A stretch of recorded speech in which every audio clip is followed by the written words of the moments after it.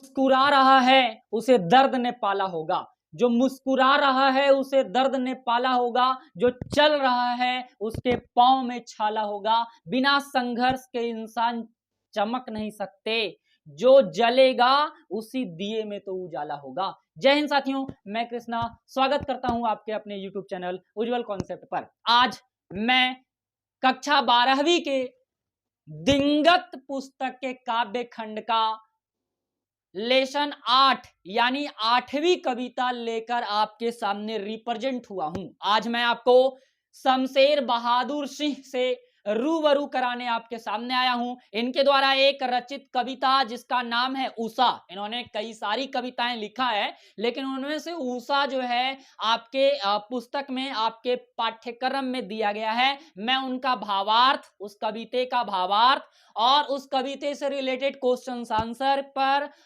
बात करने आया हूं। सबसे पहले मैं कवि के बारे में आपके पुस्तक में दिए हुए परिचय के आधार पर आपको उनसे अवगत कराता हूं। यहां लिखा है कवि का नाम शमशेर बहादुर सिंह और इनके द्वारा कविता जो लिखा गया है वो उषा है। उषा कहने का मतलब होता है सुबह, उषा कहने का मतलब होता है सुबह, भोर, है ना, जल्दी, यानी सूर्य की किरणें जब निकल रही होती है, निकलने वाली है, तब उस टाइम को कहते हैं हम लोग उषा। उषा एक्चुअल शाम को हम लोग जो है समय को ही कहते हैं। कवि का परिचय, इनका जन्म 13 जनवरी 1911 ईस्वी को हुआ था, है ना। निधन की बात करें तो 1993 ईस्वी में इनकी मृत्यु हो गई। जन्म स्थान इनका देहरादून उत्तराखंड के है। उत्तराखंड के ये रहने वाले व्यक्ति हैं, देहरादून में, है ना, उत्तराखंड में ये पड़ता है जगह। उत्तराखंड काफी प्राकृतिक से भरा पूरा ये राज्य है ना, जो विशेष तौर पर पर्यटनों को जो है आकर्षित किए हुए रहता है, आकर्षण का ये काफी अच्छा केंद्र है। माता पिता का नाम अगर करें तो इनके माता प्रभुदेई एवं पिता तारीफ सिंह थे। इनके पिता का नाम तारीफ सिंह और माता का नाम प्रभुदेई था। शिक्षा की बात करें तो 1928 ईस्वी में इन्होंने हाई स्कूल की शिक्षा प्राप्त किया, यानी मैट्रिक उत्तीर्ण किया इन्होंने 1928 ईस्वी में। 1931 ईस्वी में इन्होंने इंटर इलाहाबाद से यानी प्रयागराज विश्वविद्यालय से इन्होंने 1931 ईस्वी में कंप्लीट किया। 1933 ईस्वी में इन्होंने बीए की पढ़ाई पूरी की और 1938 ईस्वी में इन्होंने एमए का पढ़ाई जो है कंप्लीट कर रखा। उसके बाद इनकी कुछ कृतियां हैं, यानी कुछ महत्वपूर्ण किताब का नाम है ना बताया जा रहा है। दूसरा सप्तक नाम का इन्होंने रचनाएं लिखा है 1951 ईस्वी में। कुछ कविताएं करके इन्होंने रचनाएं लिखा है 1959 ईस्वी में। कुछ और कविताएं नाम का इन्होंने रचनाएं लिखा है 1961 ईस्वी में। इतने पास अपने इनकी रचनाएं भी देखिए कितना जो है अलग प्रकार के शैलियों में लिखा गया है। इतने पास अपने ये पुस्तक का नाम है। 1980 में इन्होंने इसका कंपोज किया था, है ना, लिखा था। सुकून की तलाश, है ना, सुकून की तलाश नामक रचनाएं भी इन्होंने ही लिखा है। आइए कवि और कविता से संबंधित कुछ महत्वपूर्ण बातें हैं जो मैं आपको बताने का प्रयास करता हूं चंद लाइनों में, जो आपके ऑब्जेक्टिव टाइप क्वेश्चंस को बनाने में मदद करेगा। शमशेर बहादुर सिंह कवि के साथ साथ शायर भी थे, तो एग्जाम में पूछा जाएगा कि ऐसे कौन कवि हैं जो कवि के होने के साथ साथ शायर भी थे। ऑप्शंस मिलेंगे, आपको लगाना होगा शमशेर बहादुर सिंह। शमशेर बहादुर सिंह को कवियों का कवि भी कहा जाता है। इनको एक उपाधि दिया गया है कवियों का कवि, है ना। कवियों का कवि किस कवि को कहा जाता है, तो आंसर होगा शमशेर बहादुर सिंह। 1978 में इन्होंने सोवियत रूस की यात्रा किए थे। 1978 ईस्वी में इन्होंने जो है देहरादून से सोवियत संघ यानी रूस का यात्रा इन्होंने किया था। शमशेर बहादुर सिंह आगे और नागार्जुन आदि के समकालीन कवि थे। ये नागार्जुन और सच्चिदानंद हीरानंद वात्स्यायन जो क्लास 10वीं में आपने पढ़ा था, उनकी एक कविता थी जिनका नाम था हिरोशिमा, है ना। और उस कवि के समकालीन कवि ये जो है शमशेर बहादुर सिंह रह चुके हैं और साथ ही साथ नागार्जुन जो कवि हैं उनके भी ये समकालीन रहे हैं। आइए मैं कविता का भावार्थ समझाने का प्रयास करता हूं। उषा जो कविता है काफी विचित्र तरह का आपको देखने को मिलेगा। इसकी सेंटेंसेज, इसका लाइन जो है मैच नहीं करता है। जैसा कि हम लोग शुरू से समझते आए हैं कि कविता का मतलब होता है कि एक लाइन दूसरे लाइन से बिल्कुल जो है अटैचमेंट हो, नहीं, अटैचमेंट होना चाहिए, पर ऐसा इसमें लगेगा नहीं आपको पढ़ने में। कुछ अलग है। कहता है प्रातः नभ था बहुत नीला शंख जैसे, भोर का नभ राख से लिपा हुआ चौका अभी गिला पड़ा है। बताइए कैसी कविताएं हैं ये, इनकी लाइन आपको समझना होगा और इस पे गौर करना होगा। कहता प्रातः नभ था बहुत नीला शंख जैसे, भोर का नभ राख से लिपा हुआ चौका अभी गिला पड़ा है। क्या मतलब है इसका? इसका मतलब है कि प्रातः मतलब होता है सुबह, नभ था मतलब आकाश, बहुत नीला शंख जैसे भोर का नभ, भोर मतलब भी सुबह और का नभ मतलब आकाश। सुबह का जो आकाश है वो बिल्कुल नीले शंख की तरह दिखाई पड़ता है, ऐसा इन्होंने कहा है।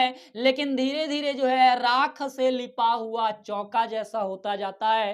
राख से लिपा हुआ चौका, चौका कहते हैं हम लोग अक्सर रसोई घर में जहां खाना बनता है उस जगह को हम लोग चौका कहते हैं। उसको अक्सर जो है ग्रामीण इलाके में जो है उसको लीप दिया जाता है, राख से गोबर से पानी मिला करके उसको जो है लीप दिया जाता है। उसको कहते हैं चौका बर्तन करना। हाँ, तो जिस तरह से हम लोग चौका बर्तन करते हैं तो वो पूरा गीला दिखाई पड़ता है, उसी तरह से आकाश भी जो है धीरे धीरे जैसे ही सुबह के टाइम में सूर्योदय होता है और सूर्योदय के समय जो है ना उसके पहले यानी सुबह की टाइम जो है पूरे के पूरे जो है आकाश हमारा नीला दिखाई पड़ता है। लेकिन धीरे धीरे जैसे ही समय व्यतीत होते जाता है तब वो आकाश का जो कलर है वो नीला नहीं बल्कि जो है राख से लिपा हुआ जैसा महसूस होता है, जो अभी गीला हुआ है यानी अभी भींगा हुआ सा है।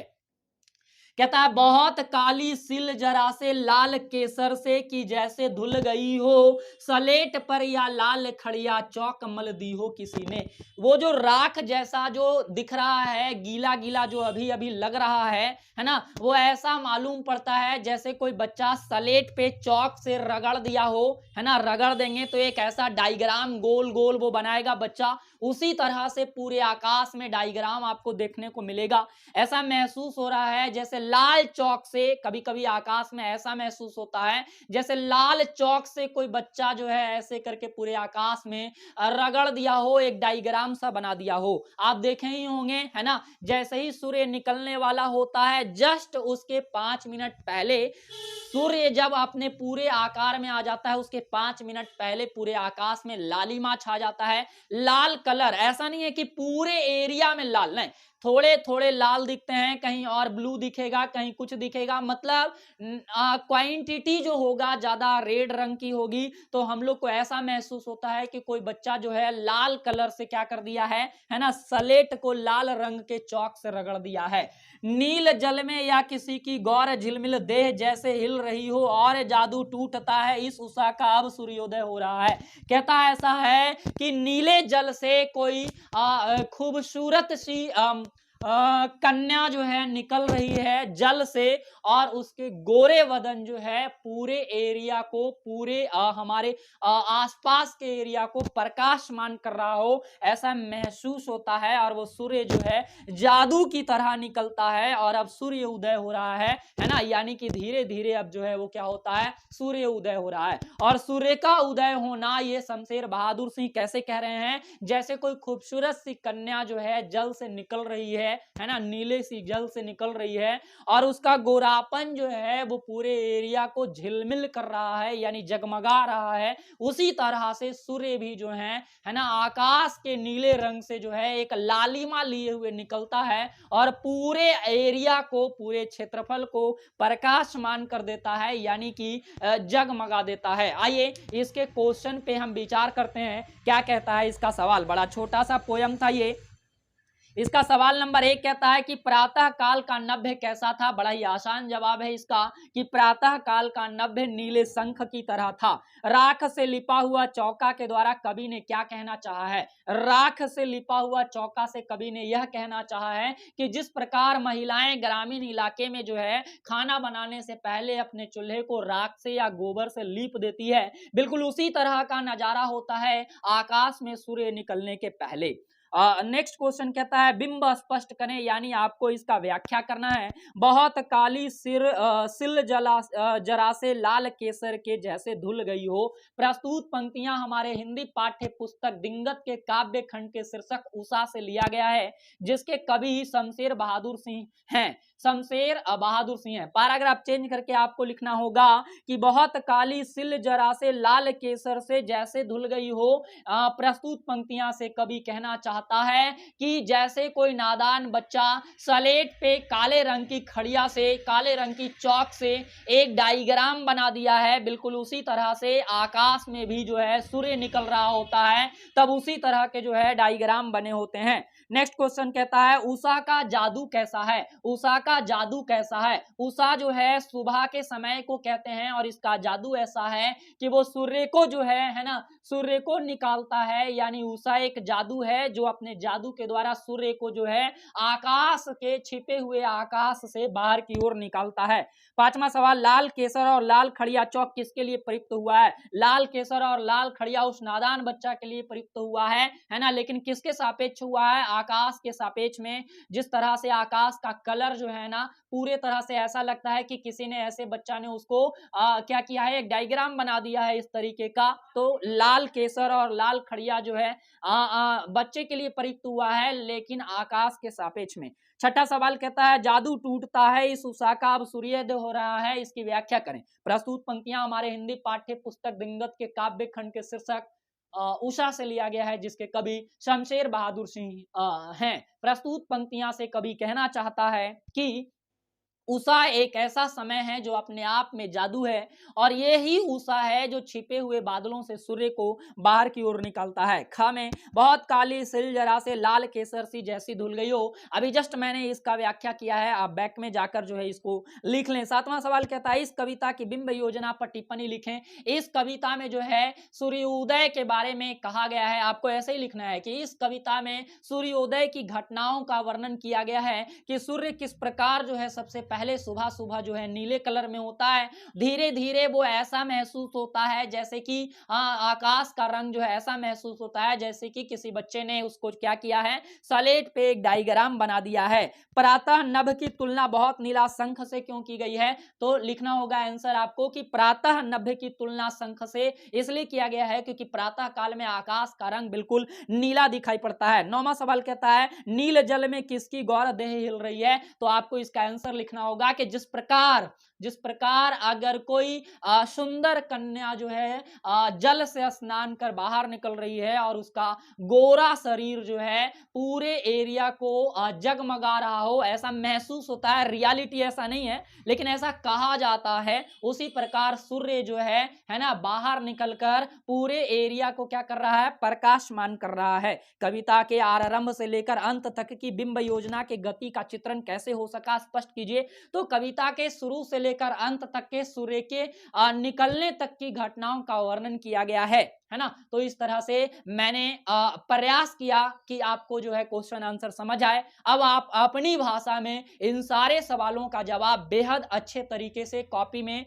है ना, नोट्स कॉपी में आप लिख लो ताकि एग्जाम में आप बेहतर अंक प्राप्त कर सकते हो। और हाँ, हमारे इस चैनल को सब्सक्राइब कर लो ताकि आप जो है हिंदी, इंग्लिश और मैथमेटिक्स का एक अच्छा कंसेप्ट बना पाओगे, एग्जाम में बेहतर मार्क्स ला पाओगे। अगर आपको इस सेशन से कुछ सीखने को मिलता है तब आप इस सेशन को और भी छात्रों तक पहुंचाने में मदद करें ताकि कमजोर से कमजोर विद्यार्थी तक हमारा ये सेशन पहुंच पाए और वो भी एग्जाम में बेहतर नंबर लाने का है ना अपना सपना पूरा कर पाए। मिलते हैं आपसे नए वीडियोस में नए कंटेंट के साथ, नए उत्साह के साथ। तब तक के लिए धन्यवाद।